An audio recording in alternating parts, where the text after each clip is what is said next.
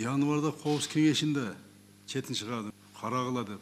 Реагенттер аз тесилди, жетишпейт. Лабораторияга басып барып койгон, Космо Сарыевич.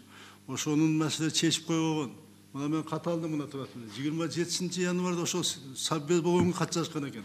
Кийин марттын башында кат жазыптыр. Эч чара көргөн эмес. Коопсуз кеңешинин чечимин аткаруу убакыты ушун. Аны силер окуп койгопсуңар, Космо Сарыевич. Настоящий саботаж деп коюп, орусча айтканда. Адам ден соолугун коргой турган, ошону карай турган. Эң чоң министрдин башчысы болуп туруп, силер күйгөндөн кийин калганын көйөт дейсиңер.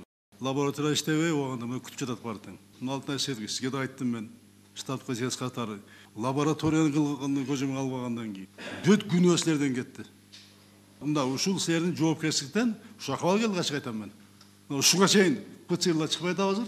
Мен ишенгем силерге телевизионго иштеп атышат деп. Көрсөсү отуруп эле кайсы канча иштеп канча иштеп эмне болду деп отуруп эле иш кылбай эле отуруп угуп коюп эле чечим кабыл албай эле жүрөбүзгө да бардыңар тең. Саламаттык сактоодогу эң орчундуу, эң коркунуч жерде иштеп аткан ошол врачтарды, ошол медиктерди тиешелүү жабыктар менен камсыз кылып алгандар. Дээрди көрбөгөнүңөр ошолорго. Ушуну маселе койбогонуңар. Мен ушуга таң калам, корбогон эмес. Мен таң калам, кантип жүрөгүңөр чыдайт. Маселени чечпей бирөөгө шылтаган жакшы көрөсүңөр. Аким иштебейт, губернатор иштебейт, же бирөө иштебейт, а калганын баарын иштейсиңер. Ана мен ушуга айтканмын. Эсиңердеби? Бардыңарга. Мына биринчи соц блокту тейлеген Алтынай Сейдбековичке айткам, министр здравоохраненияга бардың айткам. Буну жыйынтыгы болот. Шала кылуу үчүн керт башкармадан жооп бересиңер. Буну көрүп атасыңар. Дүйнө жүзүндө кандай кетип атканын, эмне болуп атканын, кандай жайылып атканын.